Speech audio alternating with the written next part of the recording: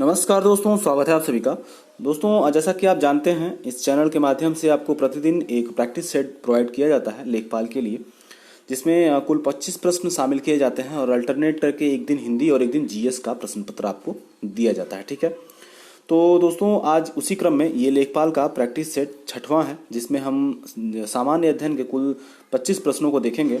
और वीडियो शुरू करने से पहले आप सभी से एक रिक्वेस्ट करना चाहेंगे कि जो लोग भी चैनल पर नए हैं कृपया चैनल को सब्सक्राइब जरूर कर लें। ठीक है दोस्तों, तो इसका जो पीडीएफ है वो प्राप्त करने के लिए आप हमसे जुड़ सकते हैं हमारे इस टेलीग्राम चैनल से। ठीक है, और आसानी से इसका पीडीएफ जो है वो प्राप्त कर सकते हैं। ठीक है, तो शुरू करते हैं आज का पहला प्रश्न। पहला प्रश्न है कि मोहनजोदड़ो की खोज हुई थी। ठीक है, ऑप्शन है आपके पास 1921, 1922, 1923 तथा 1924 में। ठीक है, इसका सही आंसर जो है वो हो जाएगा ऑप्शन बी, 1922 में इसकी खोज हुई थी। और इसकी खोज किसने की थी? राखाल दास बनर्जी ने। ठीक है, राखाल दास बनर्जी ने। और साथ ही साथ ये भी बता दें कि जो मोहनजोदड़ो है ये सिंधु नदी के तट पर स्थित है। ठीक है, सिंधु नदी के तट पर स्थित है। अगला है क्वेश्चन नंबर 2। वेदों को संकलित करने का श्रेय दिया जाता है। ठीक है, ऑप्शन है आपके पास कृष्ण द्वैपायन, कण्व ऋषि, अंगीरस तथा याज्ञवल्क्य। ठीक है, इसका सही आंसर हो जाएगा ऑप्शन ए, कृष्ण द्वैपायन को वेदों को संकलित करने का श्रेय दिया जाता है। और आपको पता है कुल 4 वेद होते हैं, ऋग्वेद, सामवेद, यजुर्वेद और अथर्ववेद। ठीक है, अगला है क्वेश्चन नंबर 3। चंद्रगुप्त ने किसके प्रभाव में आकर जैन धर्म स्वीकार किया था? ठीक है, ऑप्शन है आपके पास स्थूलभद्र, महावीर स्वामी, भद्रबाहु तथा ऋषभदेव। ठीक है, इसका सही आंसर हो जाएगा ऑप्शन सी, यानी कि भद्रबाहु के उसके प्रभाव में आकर के जैन धर्म इन्होंने स्वीकार किया था चंद्रगुप्त मौर्य ने। ठीक है, और ये बता दें साथ ही साथ कि इनकी जो मृत्यु हुई थी चंद्रगुप्त की, उन्होंने संलेखना विधि से उनकी मृत्यु हुई थी, जो कि संलेखना विधि जो है वो जैन धर्म का ही एक भाग है। ठीक है, अगला है क्वेश्चन नंबर 4। राजपूत काल में हुए त्रिपक्षीय संघर्ष में निम्न में से कौन शामिल नहीं था? ऑप्शन है आपके पास पाल वंश, गुर्जर प्रतिहार वंश, राष्ट्रकूट वंश तथा चंदेल वंश। ठीक है, इसका सही आंसर हो जाएगा ऑप्शन डी। ऑप्शन डी जो है यानी कि चंदेल वंश जो है इसमें शामिल नहीं था त्रिपक्षीय संघर्ष में। ठीक है, अगला है क्वेश्चन नंबर 5। शेर शाह के केंद्रीय प्रशासन में दीवाने रसालत किस विभाग से संबंधित था? दीवाने रसालत, ऑप्शन है आपके पास सैन्य विभाग, राजस्व विभाग, विदेश विभाग तथा न्याय विभाग। ठीक है, तो जो दीवाने रसालत है वो विदेश विभाग से संबंधित था। अगला है क्वेश्चन नंबर 6। भारत में डचों का पहला अभियान किसके नेतृत्व में आया था? ऑप्शन है आपके पास वादेर हेग, कार्नेलियस हाउटमैन, कैप्टन मिडल्टन और अल्मीडा। तो इसका सही आंसर हो जाएगा ऑप्शन ए। ठीक है, वादेर हेग के नेतृत्व में 1605 में डचों का पहला जो अभियान था वो भारत में आया था। अगला है question number 7। War of Indian independence के लेखक कौन है? ऑप्शन है आपके पास अशोक मेहता, बी.डी. सावरकर, सुरेंद्रनाथ बनर्जी तथा आर.सी. मजूमदार। ठीक है, इसका सही आंसर हो जाएगा ऑप्शन बी, यानी कि वी.डी. सावरकर ने ये लिखा था। और ये जो बुक है ये 1857 की जो क्रांति थी उसी पर बनी हुई है। ठीक है, उसी पर लिखा गया है वी.डी. सावरकर के द्वारा। अगला है क्वेश्चन नंबर 8। भारतीय संविधान के अंतर्गत किसे मूल अधिकार का संरक्षक माना जाता है? ऑप्शन है संसद, राष्ट्रपति, न्यायपालिका या सर्वोच्च न्यायालय तथा चौथा है प्रधानमंत्री। ठीक है, इसका सही आंसर हो जाएगा ऑप्शन सी, यानी कि न्यायपालिका या सर्वोच्च न्यायालय। ठीक है, जैसा कि आप जानते हैं अनुच्छेद 32 के तहत जो है ये जो शक्ति है ये सर्वोच्च न्यायालय को मिला हुआ है, जिसमें 5 रिटों की कुल व्याख्या की गई है। ठीक है, और अगर हम बात करें उच्च न्यायालय की तो अनुच्छेद 226 के तहत ये उच्च न्यायालय को इसकी शक्ति प्राप्त है, इसका मूल अधिकार का संरक्षक माना जाता है। ठीक है, अगला है क्वेश्चन नंबर 9, राज्य सरकार का संवैधानिक प्रमुख कौन है? राज्य सरकार का संवैधानिक प्रमुख कौन होता है? तो ऑप्शन है आपके पास राज्यपाल, मुख्यमंत्री का सचिव, पहला है मुख्यमंत्री, राज्यपाल, मुख्यमंत्री का सचिव तथा मुख्य सचिव। इसका सही आंसर हो जाएगा ऑप्शन बी। ठीक है, ऑप्शन बी जो है राज्यपाल जो है इसका सही आंसर हो जाएगा। संवैधानिक प्रमुख या अध्यक्ष के रूप में भी जाना जाता है। अगला है क्वेश्चन नंबर 10। क्वेश्चन नंबर 10 में क्या है? निम्न में से कौन सी एक याचिका अधीनस्थ न्यायालयों की कार्य पद्धति का परीक्षण करती है? ठीक है, अभी मैंने ऊपर आपसे बात किया था तो उसमें आपसे अनुच्छेद 32 के बारे में बात किया था, उसी के तहत ये जो याचिकाएं हैं ये शामिल की जाती हैं। तो इसमें पूछा जा रहा है कि कौन सी याचिका के तहत अधीनस्थ न्यायालयों के कार्यों की कार्य पद्धति की परीक्षण किया जाता है?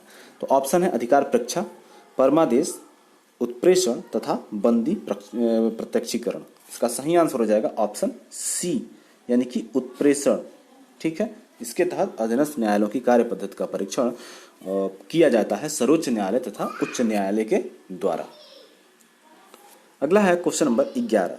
निम्न में से क्षमादान की कौन सी शक्ति राज्यपाल के पास नहीं होती है? तो सबसे पहले तो ये जान लेंगे कि राज्यपाल की जो क्षमा दान की जो शक्ति होती है वो किस अनुच्छेद के तहत दी जाती है?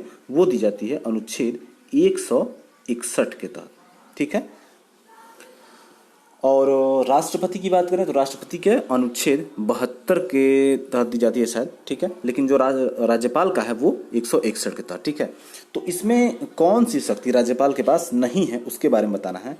पहला है सजा कम करना, सजा में विलंब करना, सजा को रद्द करना या मृत्यु दंड को क्षमा करना। ठीक है, तो इसका सही आंसर हो जाएगा ऑप्शन डी, मृत्यु दंड को क्षमा करने की शक्ति राज्यपाल के पास नहीं, ये सिर्फ राष्ट्रपति के पास ही है। ठीक है, ये राज्यपाल के पास नहीं है।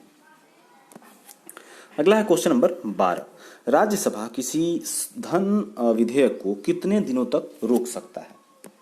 ऑप्शन है आपके पास 14 दिन, 18 दिन, 20 दिन तथा 22 दिन। बहुत ही इंपॉर्टेंट क्वेश्चन है और बहुत ही आसान प्रश्न है, आप सभी को पता होगा। इसका सही आंसर है ऑप्शन ए, 14 दिन तक। ठीक है, तो दोस्तों एक रिक्वेस्ट करना चाहेंगे कि साथ ही साथ आप प्लीज़ इस वीडियो को शेयर करते रहें ताकि ज़्यादा से ज़्यादा लोगों तक ये पहुँचता रहे। ठीक है, ताकि ज़्यादा से ज़्यादा लोग इसका लाभ उठाते रहें। ठीक है, और जो लोग भी चैनल पर नए हैं कृपया चैनल को सब्सक्राइब जरूर कर लें। अगला है क्वेश्चन नंबर 13। दिल्ली को किस संविधान संशोधन के द्वारा राष्ट्रीय राजधानी का राज्य क्षेत्र का दर्जा दिया गया? ऑप्शन है 42वां संविधान संशोधन, 43वां, 68वां तथा 69वां। ठीक है, तो इसका जो सही आंसर है वो हो जाएगा ऑप्शन डी, यानी कि 69वें संविधान संशोधन के द्वारा दिल्ली को राष्ट्रीय राजधानी राज्य क्षेत्र का दर्जा प्राप्त होता है। कौन से सन में? 1991 में। ठीक है, 69वें संविधान संशोधन के द्वारा। अगला है क्वेश्चन नंबर 14। उत्तर प्रदेश की प्रथम महिला मुख्यमंत्री कौन थी? ऑप्शन है आपके पास सुचिता कृपलानी, सरोजनी नायडू, मायावती देवी तथा इनमें से कोई नहीं। ठीक है, इसका सही आंसर क्या हो जाएगा? ये हो जाएगा ऑप्शन ए, सुचिता कृपलानी को। ठीक है, पहली महिला मुख्यमंत्री थी उत्तर प्रदेश की। अगला है क्वेश्चन नंबर 15। उत्तर प्रदेश का पुनर्गठन कब किया गया था? राज्यों का पुनर्गठन किया गया था, आपको पता है 1953 से इसकी शुरुआत हुई थी। तो उसी क्रम में उत्तर प्रदेश का पुनर्गठन कब किया गया था? ऑप्शन है आपके पास 1 नवंबर 1956 को, 2 नवंबर 1956 को, 3 नवंबर 1956 को, 4 नवंबर 1956 को। ठीक है, तो ये भी काफ़ी आसान सा क्वेश्चन है और यूपी के जितने भी परीक्षाएं होती हैं उन सभी के लिए बहुत ही ज़्यादा इंपॉर्टेंट है। तो इसका सही आंसर हो जाएगा ऑप्शन ए। ठीक है, 1 नवंबर 1956 को उत्तर प्रदेश का पुनर्गठन किया गया था। अगला है क्वेश्चन नंबर 16। उत्तर प्रदेश का सर्वाधिक लिंगानुपात वाला जिला कौन सा है?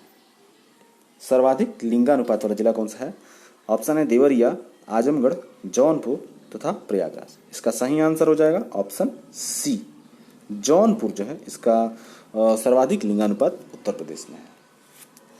अगला है क्वेश्चन नंबर 17, उत्तर प्रदेश में सबसे कम वर्षा वाला जिला कौन सा है? सबसे कम वर्षा वाला जिला, ऑप्शन है आपके पास गोरखपुर, मथुरा, देवरिया तथा जौनपुर। इसका सही आंसर हो जाएगा ऑप्शन बी, मथुरा जो है ये सर्वाधिक वर्षा वाला जिला है उत्तर प्रदेश का, सबसे कम वर्षा वाला जिला है, और सर्वाधिक की बात की जाए तो वो है गोरखपुर। ठीक है, तो इसका सही आंसर क्या हो जाएगा? Option B, Mathura. अगला है क्वेश्चन नंबर 18, उत्तर प्रदेश में पंचायती राज कब लागू हुआ था? ऑप्शन है 1952, 1954, 1955 तथा 1956। ठीक है, इसका सही आंसर हो जाएगा ऑप्शन ए, यानी कि 1952 में। ठीक है, 1952 में उत्तर प्रदेश में पंचायती राज लागू किया गया था। अगला है क्वेश्चन नंबर 19, अन्नपूर्णा पर्वत शिखर स्थित है। अन्नपूर्णा पर्वत शिखर आपको पता है माउंट एवरेस्ट की एक महत्वपूर्ण चोटी है, उसके बारे में बताना है कि ये स्थित किस देश में है। ऑप्शन है चीन, नेपाल, भारत तथा म्यांमार। ठीक है, इसका सही आंसर हो जाएगा ऑप्शन बी, यानी कि ये नेपाल में स्थित है। अन्नपूर्णा पर्वत श्रेणी जो है, पर्वत शिखर जो है वो नेपाल में है। अगला है क्वेश्चन नंबर 20, भूकंप की तीव्रता किस स्केल से मापी जाती है? भूकंप की तीव्रता, ऑप्शन है आपके पास Richter scale, Mercalli scale, sonography या इनमें से कोई नहीं। ठीक है, इसका सही आंसर हो जाएगा, बहुत ही इंपॉर्टेंट प्रश्न है, ध्यान दीजिएगा इस पे। इसका सही आंसर हो जाएगा ऑप्शन बी, मर्केली स्केल। ठीक है, हम तीव्रता की बात कर रहे हैं, ठीक है, इसलिए मर्केली स्केल हो जाएगा। अगर परिमाप की यानी कि परिमाण की बात करते तो वो रिक्टर स्केल हो जाता। ठीक है, रिक्टर स्केल से परिमाण मिलता है और मर्केली से तीव्रता। ठीक है, इसका ध्यान रखिएगा। अगला है क्वेश्चन नंबर 21, धुआंधार जलप्रपात स्थित है। धुआंधार जलप्रपात कौन से राज्य में स्थित है भारत के? उत्तर प्रदेश, उत्तराखंड, झारखंड तथा मध्य प्रदेश। इसका सही आंसर हो जाएगा ऑप्शन डी, मध्य प्रदेश। ठीक है, ये भारत के मध्य प्रदेश में स्थित है। अगला है क्वेश्चन नंबर 22, कर्क रेखा तथा मकर रेखा में के मध्य स्थित भूभाग क्या कहलाता है? कर्क रेखा तथा कर्क रेखा यानी कि जो उत्तरी 23.5 डिग्री जो होती है, ठीक है, उत्तर का जो 23.5 डिग्री यानी कि 23.5 डिग्री नॉर्थ। ठीक है, और ये दक्षिण का होता है मकर रेखा, जिसको कहते हैं 23.5 डिग्री साउथ। ठीक है, इन दोनों के बीच का जो भूभाग होता है उसके बारे में पूछ रहा है कि इसको क्या कहा जाता है। तो ऑप्शन है उष्णकटिबंधीय, शीत कटिबंध, शीतोष्ण कटिबंध या ध्रुवीय कटिबंध। ठीक है, इसका सही आंसर हो जाएगा ऑप्शन ए, यानी कि उष्ण कटिबंध। ठीक है,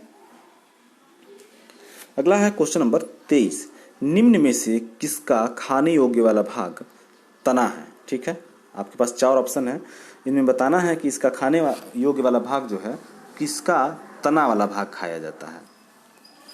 तो ऑप्शन है आपके पास, काफ़ी इंपॉर्टेंट प्रश्न है ये, आपने देखा भी होगा कई परीक्षाओं में। चुकंदर, मूली, आलू तथा सलजम। ठीक है, इसका सही आंसर हो जाएगा ऑप्शन सी, यानी कि आलू। आलू का जो है तना खाया जाता है और बाकी जो ऑप्शन दिए हुए हैं इनका जड़ खाया जाता है। ठीक है, अगला है क्वेश्चन नंबर 24, निम्न में से किसे आत्महत्या की थैली कहते हैं? आत्महत्या की थैली किसको कहा जाता है ये बताना है। ऑप्शन है आपके पास लाइसोसोम, माइटोकॉन्ड्रिया, राइबोसोम तथा गाल्जिकाय। इसका सही आंसर हो जाएगा ऑप्शन ए, लाइसोसोम को आत्महत्या की थैली कहा जाता है। इसको रट लीजिएगा, बहुत ही इंपॉर्टेंट प्रश्न। ठीक है, अगला है क्वेश्चन नंबर 25 और आज का अंतिम प्रश्न है। ठीक है, तो वीडियो के लास्ट में एक बार फिर से आपसे रिक्वेस्ट कर देंगे कि प्लीज़ वीडियो को ज़्यादा से ज़्यादा शेयर कीजिए और जो लोग भी चैनल पर नए हैं कृपया चैनल को सब्सक्राइब जरूर करें। ठीक है, और इसके जैसे ही आपके पार्ट बढ़ते जाएंगे इसका लेवल भी बढ़ाया जाएगा। ठीक है दोस्तों, तो आज का अंतिम प्रश्न देख लेते हैं क्या है। केंद्रीय सांख्यिकी संगठन की स्थापना कब हुई थी? ठीक है, किस सन में हुई थी ये बताना है हमको। ऑप्शन है 1950, 1951, 1952 तथा 1953। इसका सही आंसर हो जाएगा ऑप्शन बी, यानी कि 1951। 1951 में केंद्रीय सांख्यिकी संगठन यानी कि जिसको कहा जाता है CSO, ठीक है, सेंट्रल स्टैटिक ऑर्गेनाइजेशन, ठीक है, इसकी स्थापना 1951 में हुई थी। ठीक है, तो ये आज का अंतिम प्रश्न था। आज का वीडियो यहीं पे समाप्त होता है, फिर मिलते हैं अगले वीडियो के साथ। धन्यवाद।